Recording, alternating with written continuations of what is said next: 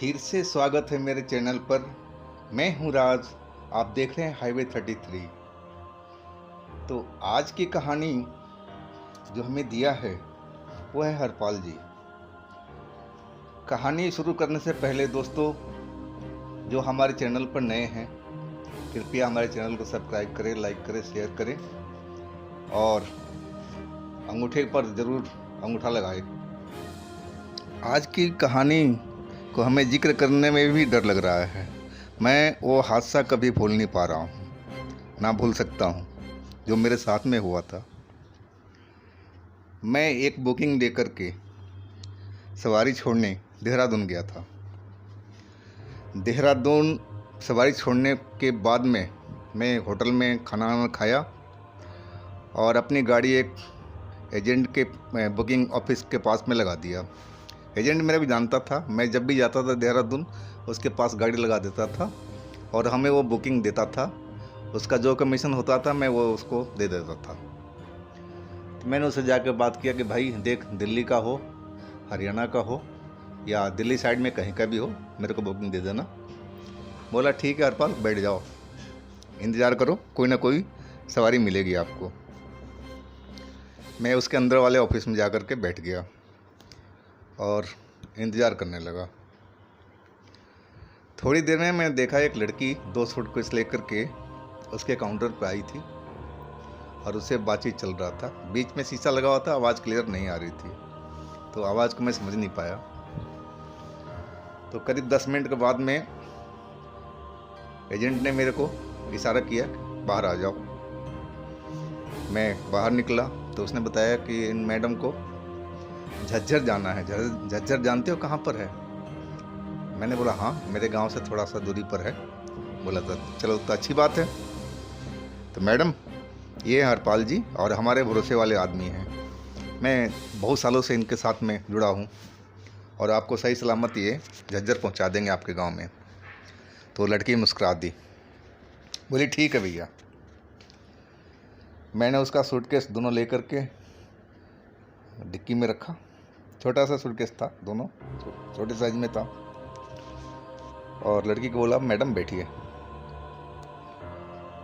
लड़की बैठ गई। मैं जाकर एजेंट को उसका कमीशन दे दिया और फिर मैं वहाँ से गाड़ी स्टार्ट करके दिल्ली की साइड चल पड़े। करीब रात को करीब 9 बज रहा था जब हम दिल्ली बॉर्डर पर पहुँचे। दिल्ली बॉर्डर के ढाबे बहुत थे, होटल भी था। मैंने मैडम से पूछा, लड़की से, तो मैडम आप खाना वाना खा लो। लड़की बोली भैया घर पे जाकर खाना खाएंगे, अगर कोई कहीं पर अच्छी कॉफ़ी मिल रही हो तो मुझे कॉफ़ी पिलवा दो प्लीज़। मैं बोला ट्राई करता हूँ। फिर एक जगह मुझे कॉफ़ी का भी निशान नज़र आया ढाबे पर।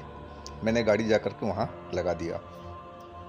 मैडम के लिए कॉफ़ी और अपने लिए रोटी का ऑर्डर दे दिया। आधा पौने घंटे में हम खा पी करके रेडी हो गए।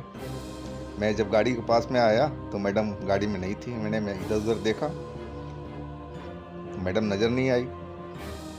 फिर मैं बाहर ही खड़ा रहा, तब तक वो बाथरूम से निकलती नज़र आई। मैडम आ गई। मैंने पूछा कहाँ गई थी मैडम, बता देना चाहिए था ना, गाड़ी खुली हुई है। बोले भैया सामने ही बाथरूम में था, मैं थोड़ा फ्रेश हो जाऊँ। लेकिन चलिए ठीक है, फिर भी बता देना चाहिए था आपको। उसके बाद में हम गाड़ी में बैठ गए और चल पड़े।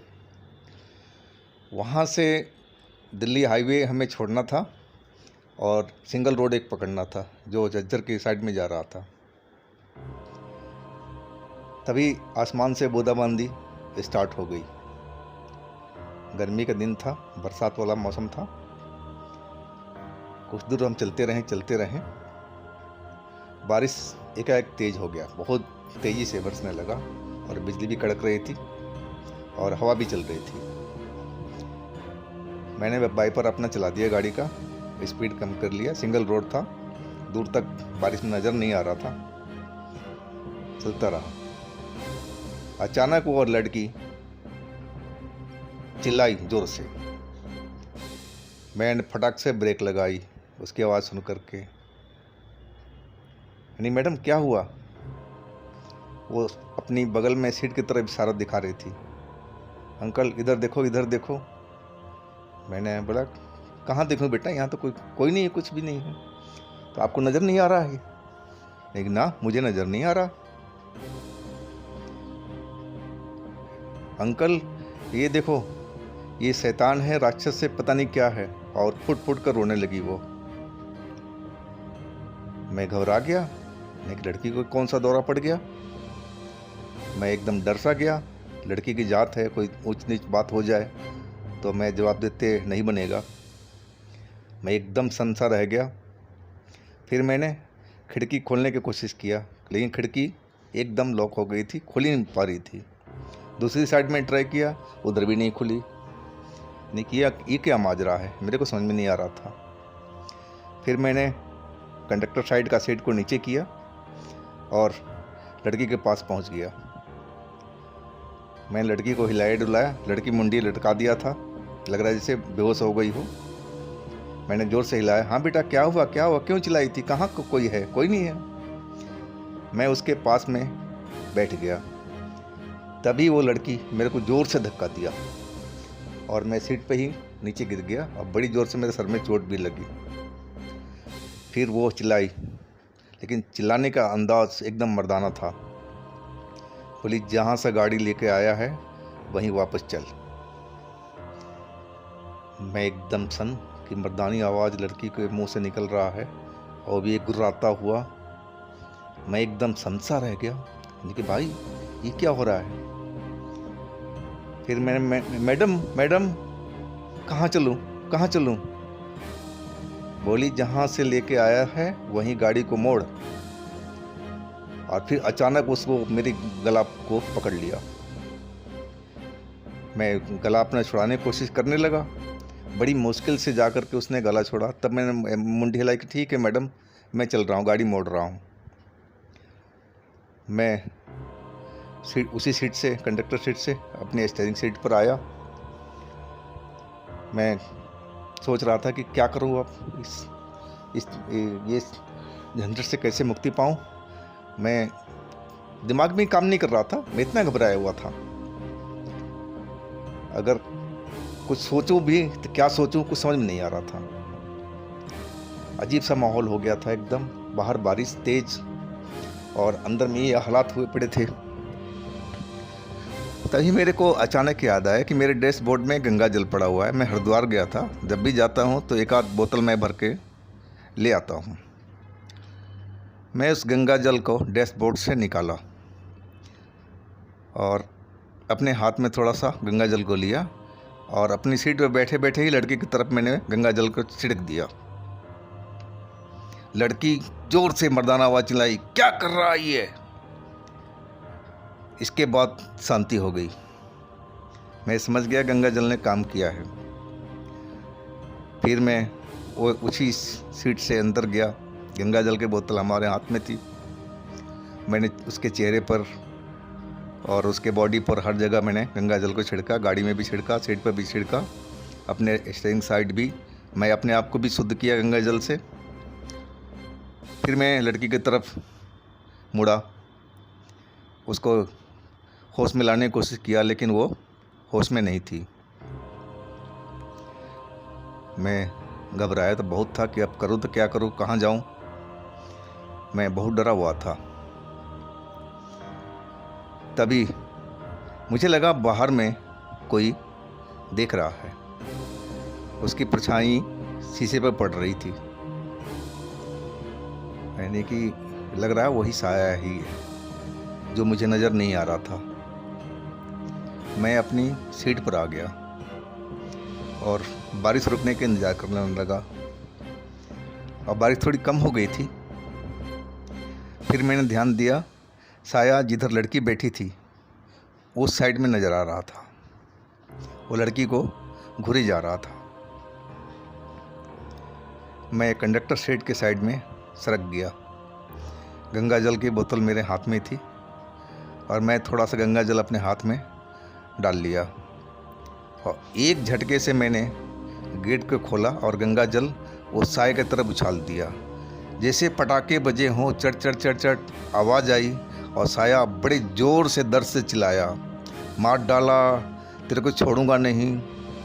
वो अजीब गुर्राने की आवाज़ में बोला। मैं बोला गंगा जल ने सही काम किया है गंगा माँ, हे गंगा माँ, आपने बहुत अच्छा काम किया है। फिर मैं गंगा जल लेकर के पूरी गाड़ी के बाहर भी छिड़का। बारिश बंद हो चुकी थी। इसके बाद में लड़की का गेट खोला और फिर दोबारा से उसको गंगा जल डाला और फिर उठाने की कोशिश किया। लड़की थोड़ी देर में अपनी आंखें खोल दी। उसकी आंखों में एकदम आंखें लाल हुई पड़ी थी। मैंने उसके आंखों में गंगा जल थोड़ा सा छिड़का, फिर वो पूरी तरह होश में आई। वो इधर उधर देखने लगी, अंकल वो साया कहाँ गया, शैतान कहाँ है। नहीं कि बेटा वो उसको मैंने भगा दिया। अंकल फिर तो नहीं आएगा वो नज़र। वो रोने लगी और मेरे से चिपट गई, अंकल मुझे बचा लो, मुझे बचा लो। यानी कि बेटा अब वो साया अभी तो हमारे पास में नहीं है, ना आसपास भी नज़र नहीं आएगा, लेकिन ये साया तुम्हें कब से दिख रहा है। मैंने उससे पूछा, और बेटा आपका नाम क्या है। वो बोली, अंकल मेरा नाम नताशा है, और ये 2 दिन पहले जिस कमरे में हम रहते हैं 2 सहेलियाँ, तो सहेली भी हमसे पहले चली गई थी अपने गांव। हम कमरे में अकेले थे। एक दिन रात को साया मेरे को परेशान करने लगा। मैं डर गई, दरवाज़ा बंद कर लिया, तब भी वो मेरा हमारे कमरे में पता नहीं कैसे आ गया और मुझे डरा करके कुछ गलत काम करना चाह रहा था। तो मेरे घर में लक्ष्मी जी की मूर्ति थी। मैं वो लक्ष्मी जी की मूर्ति को पकड़ करके रात भर मैंने बैठी रही। तब जाकर मुझे उस साया से छुटकारा मिला था। यानी कि बेटा घबराओ नहीं, वो जिन्नात की आत्मा है, इसको जिन्न बोलते हैं, और तुम्हें देख करके अट्रैक्शन हुआ है, उसको आकर्षित हुआ है।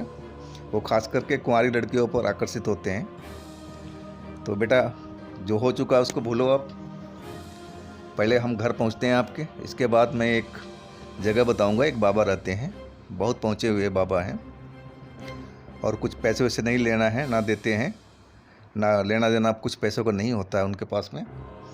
अपने पापा मम्मी को साथ में लेके जाना वहाँ, और आपका सही ढंग से इलाज कर देंगे। वो फिर जिन भूत जो भी हो, चुड़ैल, वो आपको कभी तंग नहीं करेगी, ना दिखाई पड़ेगी। बोले अंकल ऐसा हो जाएगा। नहीं कि हाँ बेटा बिल्कुल ऐसा ही होगा। फिर मैंने गाड़ी स्टार्ट किया और उस लड़की को झज्जर के एक छोटा सा गांव था, वहाँ जा कर के मैं छोड़ा और पूरी कहानी उसको माँ बाप को बताया। उस बाबा को एड्रेस भी बताया कि आप वहाँ चले जाना और जाकर मिल लेना बाबा से। उसके मम्मी पापा ने बोला कि आप रुक जाओ आज। यानी कि बेटा हम लोग तो यही टैक्सी है, हमारा कमाने खाने का जरिया है। अब मैं यहाँ से जाऊँगा स्टैंड पर सोनीपत, कोई सवारी मिलेगी तो देख लेंगे, नहीं तो हम स्टैंड पे ही सो जाएंगे। फिर उन्होंने किराया भाड़ा दिया, सब कुछ ज़्यादा ही दे दिया पैसे। मैं मना करता रहा, लेकिन वो बोले कि नहीं ये भी कम है आपके लिए, हमारी लड़की को सुरक्षित लेके आए हैं आप। तो उनसे मैं विदा लेकर के और निकल पड़ा। तो दोस्तों आज की कहानी को हम यहीं समाप्त करते हैं।